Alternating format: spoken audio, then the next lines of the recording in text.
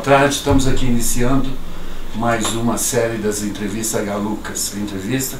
Hoje nós vamos focar nossa conversa sobre um sistema, um assunto que vira e mexe, vem à baila no município. E é um assunto que preocupa a todos que aqui moram, que aqui residem. É o sistema penitenciário de Foz do Iguaçu.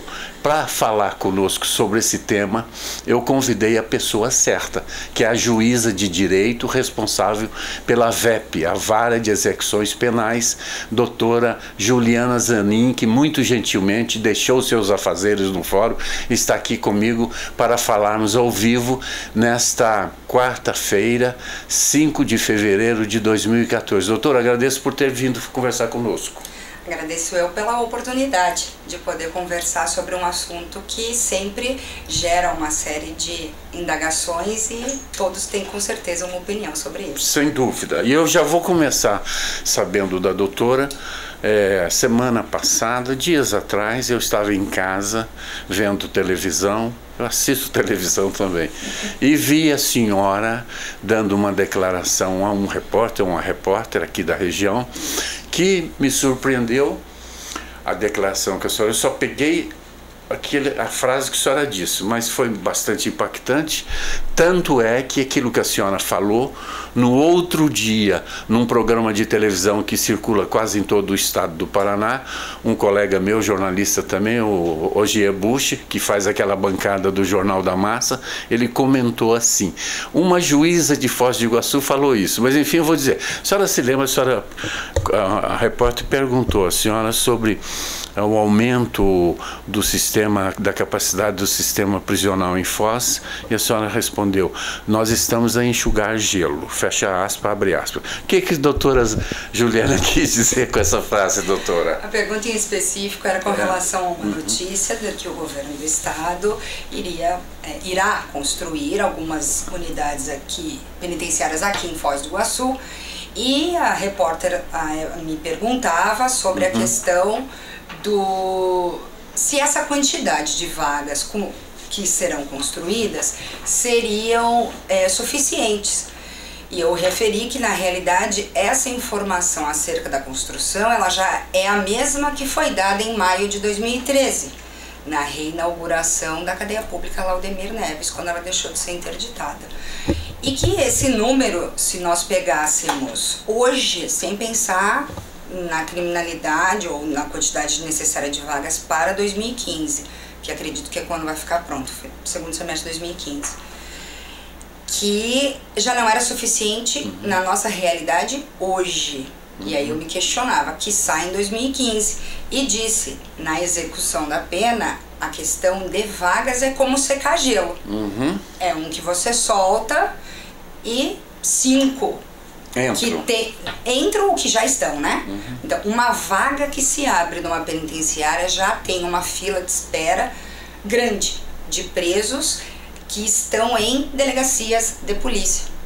Concordo plenamente. Como tinha na sexta. Sem dúvida. E vamos falar no assunto da sexta. A senhora que recentemente teve que atuar numa questão que tornou-se um problema agudo, né? Chamou a atenção não só daqui, praticamente do estado todo, a superlotação no xadrez da sexta SDP, nossa delegacia central, que tem capacidade, quero crer, para uns 12, 15 pessoas, lá chegou a ter mais de 70. E aí a senhora agiu prontamente. O que se passou ali, doutora? Ali o que houve foi, na realidade, todos os presos, quando adentram o sistema, eles são presos em flagrante ou cumprindo mandado de prisão, eles são caminhados à sexta SDP. Para as questões administrativas da lavratura do flagrante ou do cumprimento do mandado de prisão. Na sequência, eles deveriam ser removidos, os homens para a cadeia pública e as mulheres para o CRESF. Ocorre que com a alteração, as alterações administrativas, esse fluxo deu uma quebra, né, de transferência de presos da sexta para a cadeia pública, isso especialmente em relação a homens, né? As mulheres até não tinham grandes problemas com relação a isso. Isso acabou gerando num curto espaço, mas num curto espaço mesmo, eu acredito que não mais do que 3 semanas ou 4 semanas, uma superpopulação num local em que a vigilância sanitária ela esteve, quando eu estive também, ali não era apropriado nem para animal um animal que fosse sacrificado pudesse ficar ali por 2 horas, muito menos um ser humano, independente do que ele tenha feito, né?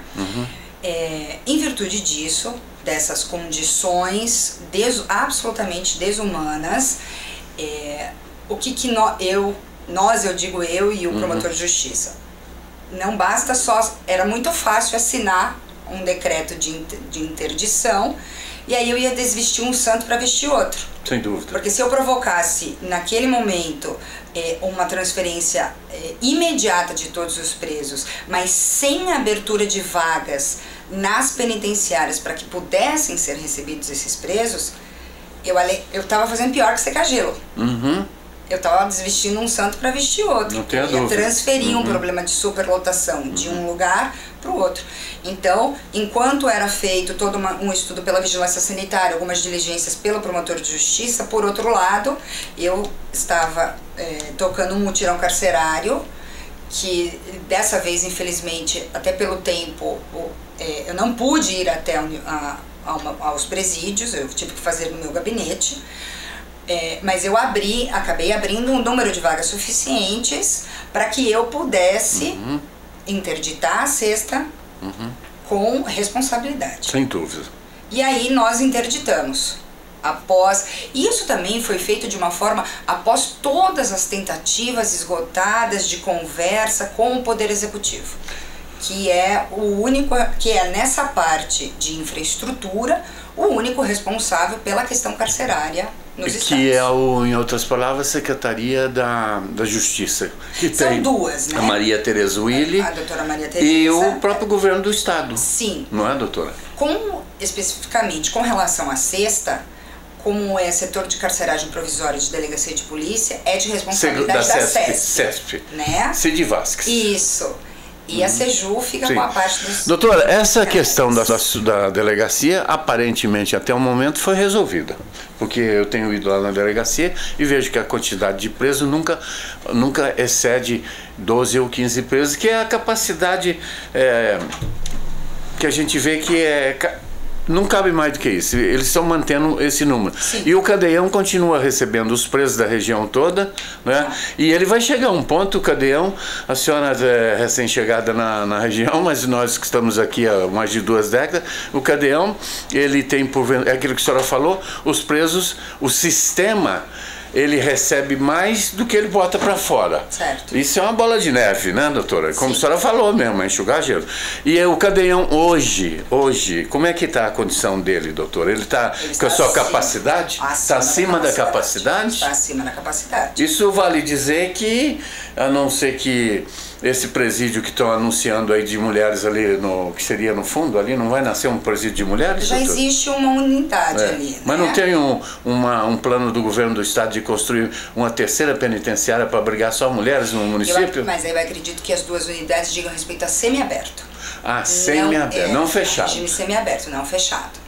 Doutora, nós temos aqui mais de 2.000 presos encarcerados. Sim. Na PF1, 2 e no Cadeião. Mais de 2.000, não é? Mais de 2.000. Nós temos próximo a 2.500. E a senhora me diga uma pergunta rápida, que a senhora acha que o sistema penitenciário, vamos nos focar aqui no município, não vamos lá fora, porque aqui do jeito que ele está preposto aí, ele recupera os presos que a polícia prende, bota lá dentro, que o juiz julga e a pena, e eles vão lá cumprir a pena, ficam lá 8, 10 anos, se bem que essa lei, tem muita gente que critica a lei, porque 2/5 da pena, né, doutora, pode sair. Por exemplo, o sujeito leva uma pena de 20 anos, a pessoa, nossa, vai ficar 20 anos na cadeia. Não vai ficar 20 anos na cadeia. Ele vai ficar no máximo 10 anos, porque a cada 2 anos conta 5, né, doutora? Não é assim? 2/5 da pena. O 2/5 primeiro para ele progredir seria um... Isso é o que vale hoje, 2/5, né? 2/5 é para crimes hediondos. Tá, para crimes hediondos. Os crimes comuns... Mas enfim, a senhora acha que essas pessoas que estão na penitenciária estadual 1 e 2 e no Cadeião, que os do Cadeião a tendência também é ir para a penitenciária depois que são julgados. Eles saem de lá recuperados? Como é que é isso, doutor? Em termos desse sistema penitenciário, da forma como deveria ser, eu acredito que sim, é possível. É? Eu acredito que sim. A senhora acha, doutor? Como deveria ser. Agora, eles ficam ali na penitenciária, eu já fui visitá-los lá, normalmente esses presos são jovens, todos jovens, e eles ficam ali num cubículozinho, eu já olhei, 4 pessoas ali dentro, fechados, né, naquele cubículo, e saem para almoçar, para jantar, caminham ali, aquele regime de penitenciária de segurança máxima. E, doutor, esse pessoal fica ali sem trabalhar, às vezes fica, sei lá, muitos anos, 8, 10 anos. Essa gente, quando sai aqui fora, não sai sequelado? Mas aí é que tá. A diferença é que, ao contrário do que normalmente se pensa, dentro de uma penitenciária o preso não fica sem trabalhar. Não? Aliás, ele não fica sem atividade. Pelo menos deveria ser assim todos os dias. E aqui é assim? Aqui a gente teve uma redução nas atividades porque nós não temos a quantidade suficiente de agentes penitenciários, nem de equipe interdisciplinar para fazer esse atendimento em todas as atividades. Pois não. Mas, num plano ideal, em que nós teríamos, na realidade, o preso acordaria cedo. Sim.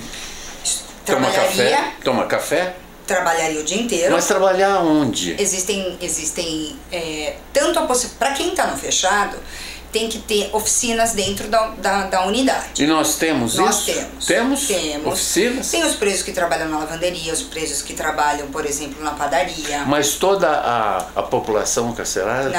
Não para todos. Não tem para todos. E nem todos também tem esse direito. Não, ou não? Todos têm essa vontade.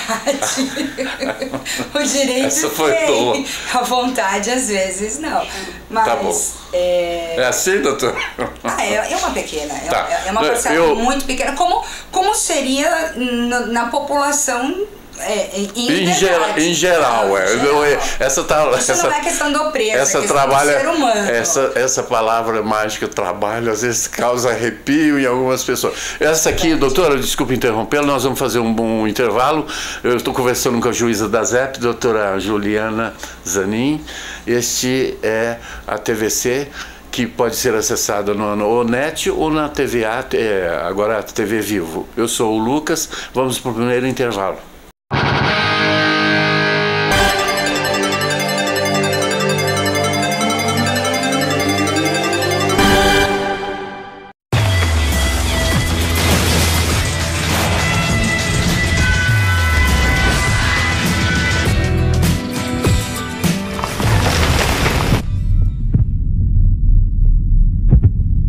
Apoio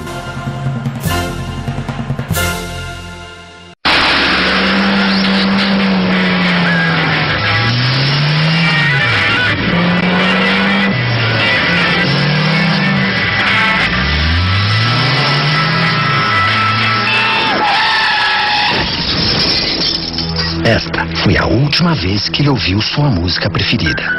Não corra e só ultrapasse com segurança. Por você e pelos outros, respeite as leis de trânsito.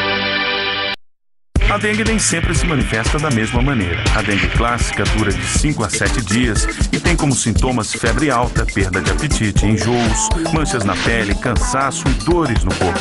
Já a dengue hemorrágica é mais perigosa, pode provocar sangramento pelo nariz, dores abdominais, vômitos persistentes, sede excessiva e dificuldade respiratória. A dengue hemorrágica pode levar à morte se não tratada com rapidez. Combater a dengue é responsabilidade de todos nós.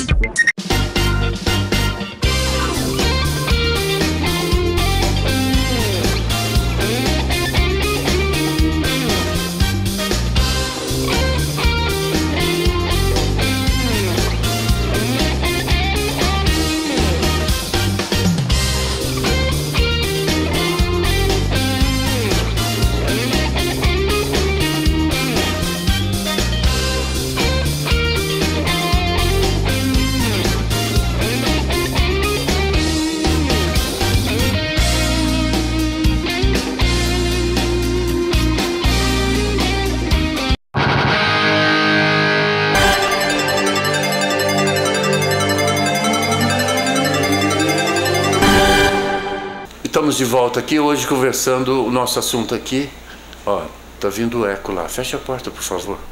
O assunto é execução penal, tá aqui comigo a doutora juíza que cuida dessa parte ali no fórum, né? Quem tiver presos, parentes presos e que queira saber, doutora, as pessoas podem procurar a senhora lá, né? Sim. A senhora está aberta à população.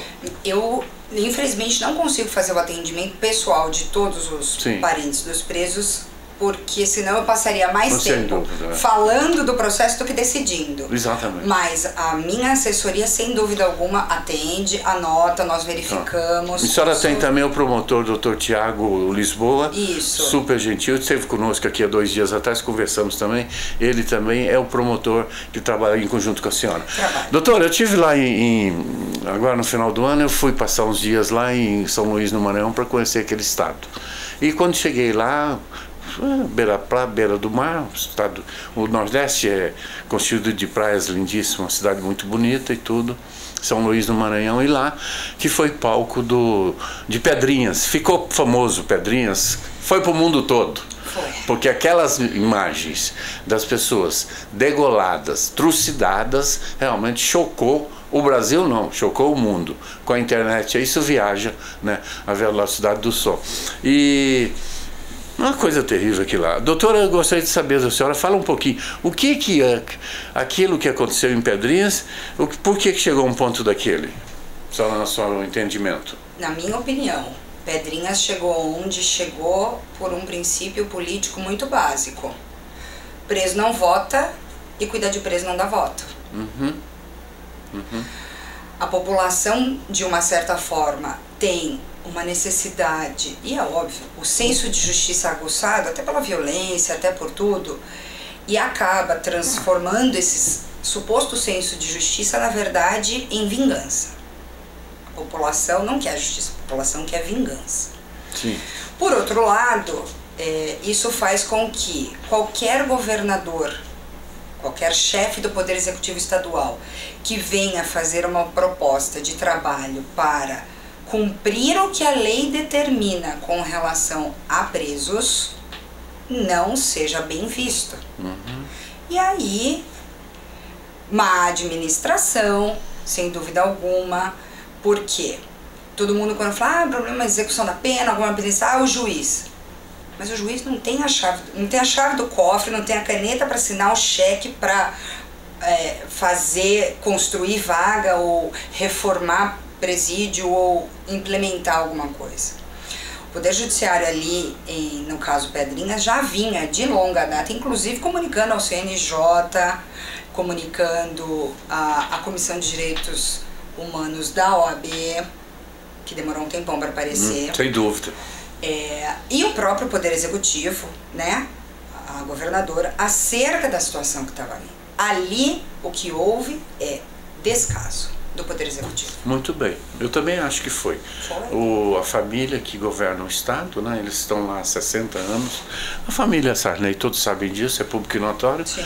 É um feudo que se incrustou no Estado, de pai para filho, e eles subestimaram e explodiu. E agora vamos ver o que vai ser do pobre povo maranhense. Doutora, aqui na comarca, o CNJ acabou foi feita uma grande modificação nos processos, que eu acho que a rigor veio para melhorar, que é o chamado processo eletrônico, acabar com a papelada, não é isso? Isso já está sendo colocado em prática aqui na comarca? Já. Seus processos estão eletrônicos? Todos eles. E foi melhor? Sem dúvida. Diminuiu o papel? Ah, com certeza. Existem tantas vantagens. É seguro, doutor? É absolutamente seguro. Um hacker não pode entrar e apagar processo? Olha, é muito difícil, né? Porque tem todo um controle. Primeiro assim, na parte da execução da pena, o Poder Judiciário do Paraná, ele é inovador. Só existe processo eletrônico na execução da pena no Paraná. Então é referência. É referência. Não sabia desse dado. Interessante. É uma referência. Na execução da pena. Esse sistema da execução da pena que nós temos é uma criação do Tribunal de Justiça do Paraná, que é o sistema Projude. Então, o sistema Projude já existe há alguns anos. Sim. Então ele é um sistema absolutamente seguro. O que é inovador nele agora é a parte da execução da pena. Como assim, doutora? Ele é um sistema absolutamente pensante, digamos assim. O processo eletrônico não é uma juntada de arquivos um atrás da outro.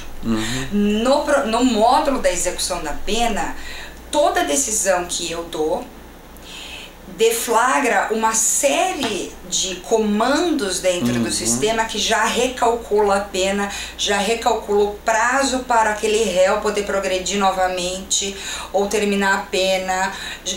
O sistema todo dia me informa quem está no direito de alguma coisa. Claro, nós ainda estamos num período dos últimos ajustes, porque migramos de um sistema para o outro. Sem dúvida. Isso em termos de informática, não sei como explicar, só sei que nos caminhos da informática, né, de migração de sistemas, alguns dados ainda têm que ser corrigidos. Mas está caminhando bem. Muito bem. Isso vale dizer que daqui, eu não sei, o que é médio prazo, provavelmente, nós chegaremos nas varas aqui da cidade, da nossa comarca, aquelas pastas.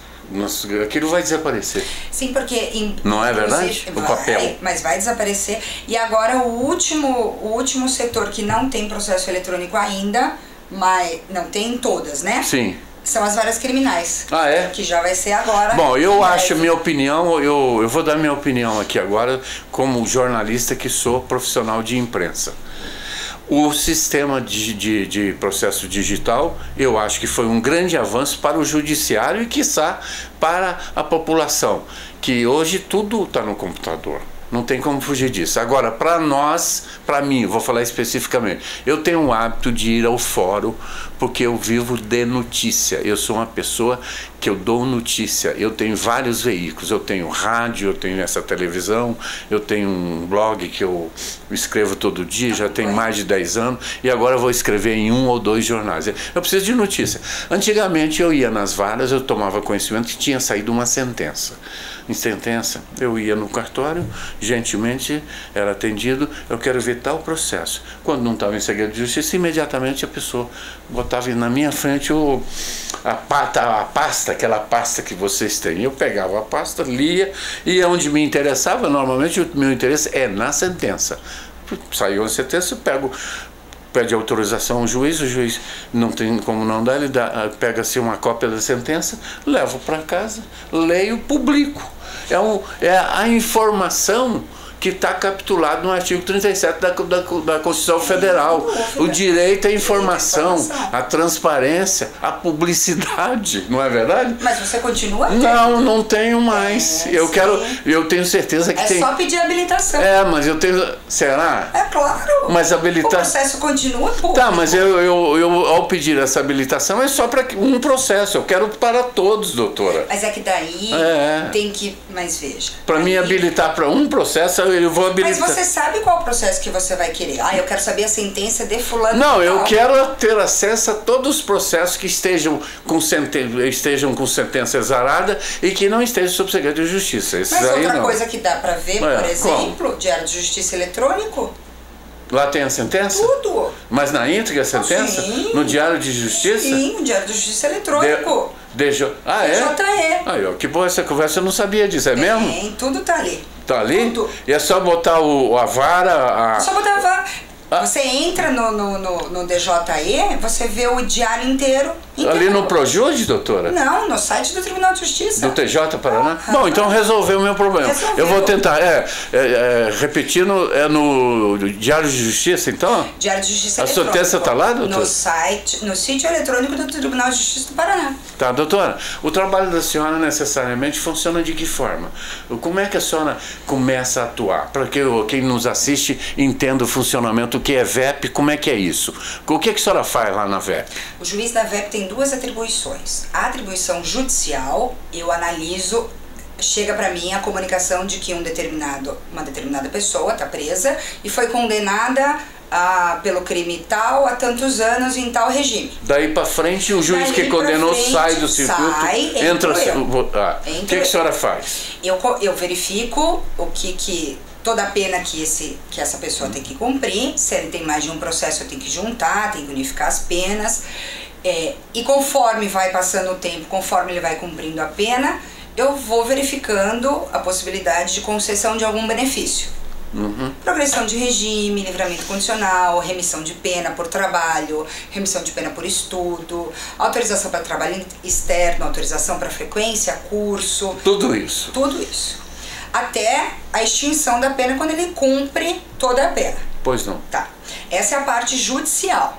Né? Tem também, se ele comete alguma falta disciplinar de natureza grave, se ele foge, né? Aí tem também a questão de fazer audiência para ouvir o preso e aí decidir se regride ou não de regime, se ele perde ou não uma parte dos dias remidos. Eu decido. Essa é a parte judicial. Sim, senhora. A parte administrativa é a parte que me cabe no acompanhamento e fiscalização. Então eu faço visitas mensais nas penitenciárias. Eu observo a questão de, eventualmente, anulação de algum julgamento pelo Conselho Disciplinar na penitenciária. Verifico também, então, toda essa parte atinente à infraestrutura das unidades, se está sendo cumprido ou não está, e não está. Não tá? Não tá faz tempo. Doutora é bem franca. Eu gosto da doutora Zanini quando ela fala assim, é franca. A senhora não... Mas é verdade. É verdade, não está. Doutora, por que existem muitos relatos de que o agente penitenciário, ou até a própria polícia, a gente sabe disso, que gosta de bater em preso, né? Preso apanha, feito cachorro sem dono. E o pior é que a população gosta disso. A população acostumou a quando vem falar que a polícia está batendo em preso, gosta. Isso não é uma coisa... Que fenômeno é esse, doutora? Esse é o fenômeno de pensar que o preso é só o outro. Só que ninguém pensa, por exemplo, que pode acontecer de um dia dentro você da saindo família de uma festa, sim, você ter tomado uma cerveja e você tá dirigindo e aí você mata alguém, aí você vai preso, sim, né? E aí vão fazer com você. Preso. Exatamente. Aí vai ser legal você apanhar também da polícia. Doutor, por que ali na PF2, nossa penitenciária estadual 2, penitenciária de segurança máxima, conheço também. Não. Não é porque... Não, é o nome que se deu, um nome pomposo. Que as de segurança máxima são algumas federais, classificadas pela lei. A chamada VMAX, né? Que é aquela de Catanduvas, por exemplo. As nossas aqui não são segurança máxima, né? Não, elas são de média segura. Tá, mas não é máxima. Não é máxima. Por que na PF2 vira e mexe temos notícia de que presos vão embora? Primeiro... A senhora, naturalmente, que toda vez que preso escapou, a senhora vai lá. Sim. Primeira providência. Por que está acontecendo tanto ali, doutora? A penitenciária... Uma parte se dá por erro humano. Ah, é? Falha humana, seja dolosamente. Em que sentido, doutora? No sentido de uma ou duas fugas foi apurado. Negligência? Negligência. Ah, é? Mas também se dá em virtude de algumas coisas. A forma como ela foi construída e a falta de conserto em fugas anteriores e deixou consertos quando foram identificadas falhas na infraestrutura, foi apontado. Já teve o pessoal da engenharia do DEPEN aqui, o Ministério Público tem procedimento verificatório. Eu tenho um procedimento verificatório acerca disso, centenas de ofícios para o DEPEN e não se conserta. Eles fogem todos, sem dúvida, pelo mesmo lugar. Tinha um poste lá que eles viviam escorregando no poste. Eu vi que agora enrolaram, fizeram lá em volta do poste, botaram arame farpado. Agora o preso que for deslizar ali vai se dar muito mal. Interessante, curioso que na PF1 nunca teve uma fuga. E na PF1 já teve, doutor? Uma vez fugiu 7 ou 8. Teve sim, no final de 2012. Doutor, o preso, ele fica preso e ele fica 24 horas pensando numa forma de ir embora, não é assim? Mas e dizem até que é um direito dele. Não é um direito? Não é um direito. Se fosse direito, era só o advogado pedir, né? Mas ele não tem direito de tentar. Ele não tem direito de tentar fugir? Não, é natural do ser humano querer ir embora. Eu acho que se fosse preso, eu também tentaria. E doutora, se o preso quando tenta ir embora e não consegue, ele sofre castigo, né? Tem castigo? Existe Isso não é medieval, não, doutor? Não é castigo nesse sentido de isolamento. É só um isolamento. Ah, perfeitamente. Não, é só um isolamento. É porque assim, a lei estabelece que a fuga ou a tentativa de fuga, as duas coisas são falta grave. E é crime? É crime. Ah, ele vai responder processo. Vai. Doutor, desculpe interrompê-lo mais uma vez. Doutora Juliana Zanin, juíza da VEP. A conversa aqui é sobre esse assunto. Se você quiser interagir, ligar aqui para a TV, fazer alguma pergunta, acredito que a juíza não se furtará de responder, não é, doutor? De jeito nenhum. Então vamos para mais um intervalo e voltamos na sequência.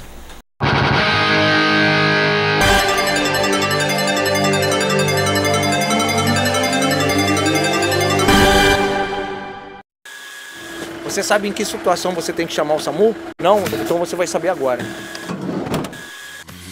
Na ocorrência de problemas cardiorrespiratórios, como parada cardíaca e infarto. Em caso de intoxicação exógena, droga, álcool, venenos, picadas de aranha, cobra e escorpião. Na ocorrência de maus tratos, violência doméstica grave.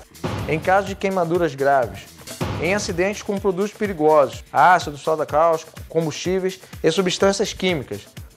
Quando houver acidente, trauma com vítimas. Em crises hipertensivas, pressão alta grave. Em casos de afogamentos. Em trabalho de parto, onde haja risco de morte para a mãe, a grávida, ou para o filho, o feto. Na transferência interhospitalar de doentes com risco de morte. Em caso de choque elétrico. Em caso de tentativa de suicídio. Você entendeu? Então essas são algumas situações que você deve chamar o SAMU.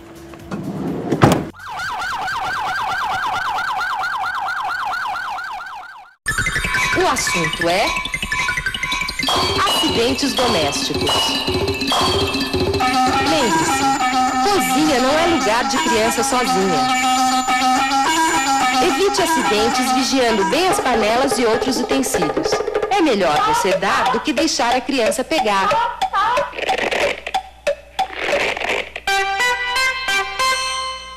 Lembre-se, cuidado nunca é demais.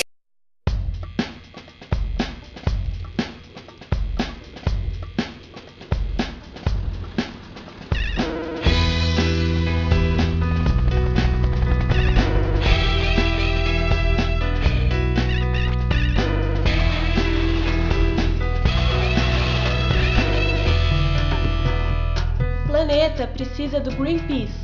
O Greenpeace precisa de você. Junte-se a nós.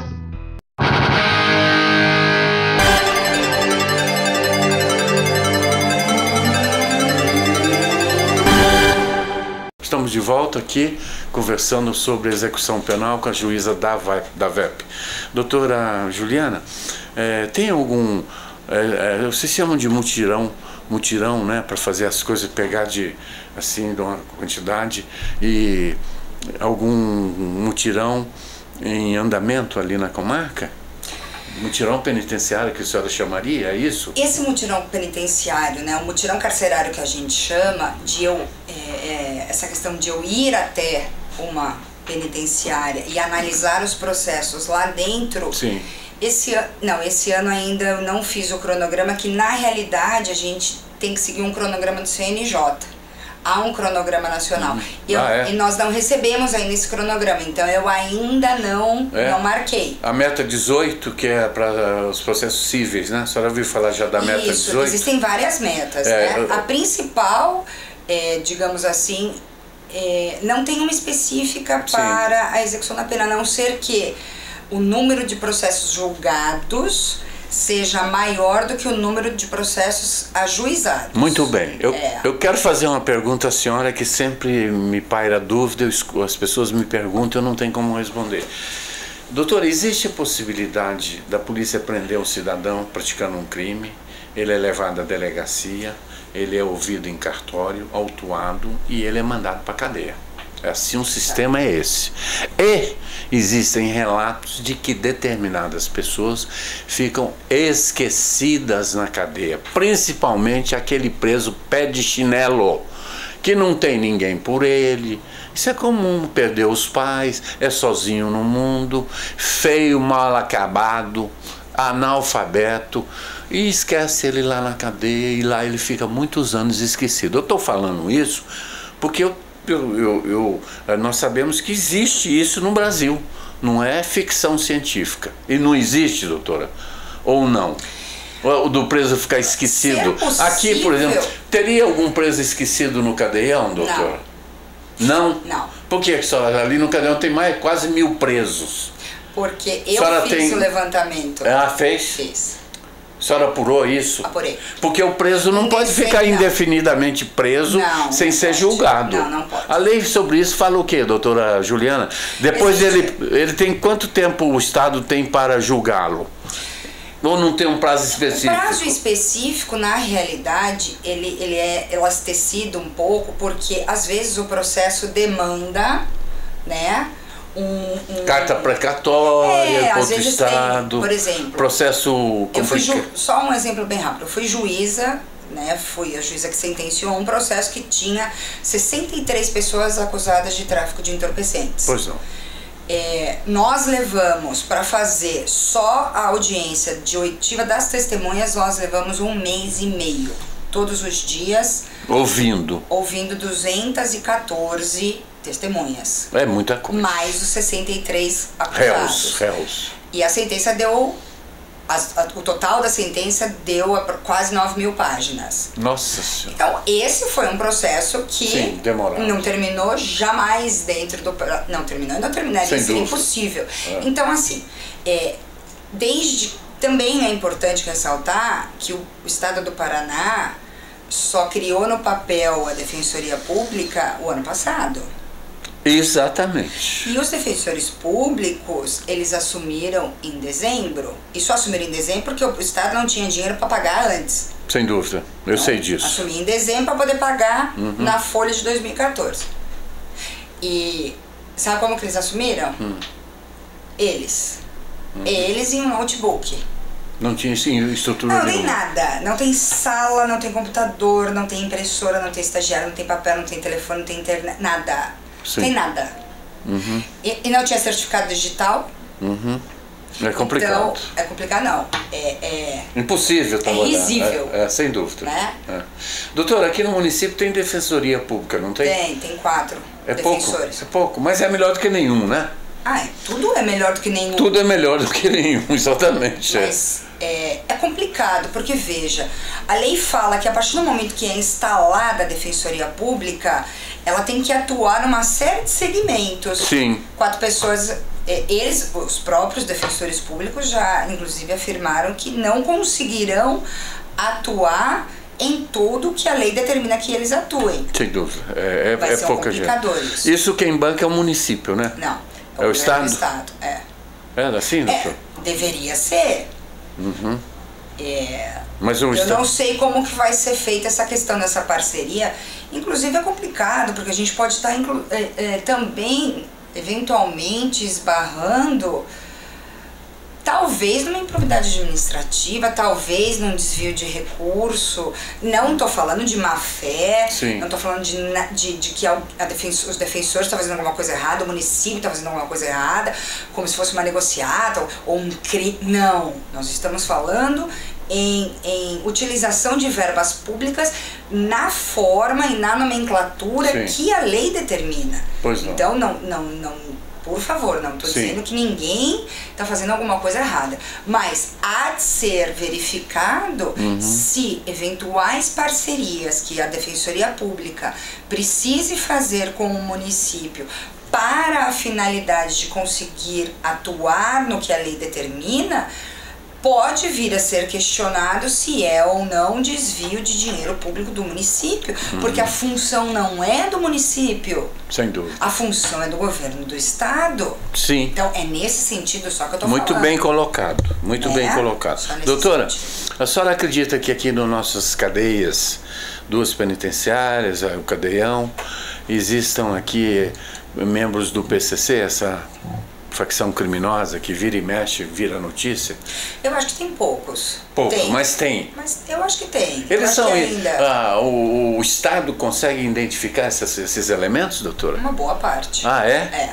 Porque é fundamental a medida que se identifica, até para ter uma estratégia de como lidar com isso, né?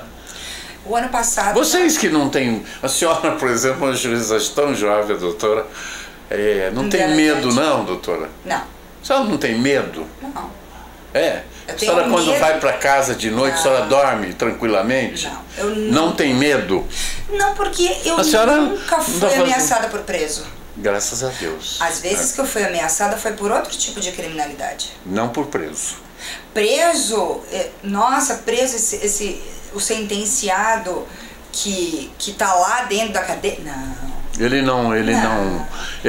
não ameaça ninguém. Ele quer cumprir a pena e ir embora para casa. Ele sofre também. A cadeia é um negócio. Eu imagino que eu leio muito sobre eu gosto muito desse tipo de literatura a prisão, né, doutora? A prisão é uma coisa muito curiosa. É muito horrorosa. Eu sei que cai lá dentro, ele sofre bastante. Muito. E a família vai junto, né? Você não prende a pessoa, você prende a família inteira. A família vai junto. Ela colocou muito porque bem, mãe não abandona, mulher não abandona, pai, marido abandona. Abandona.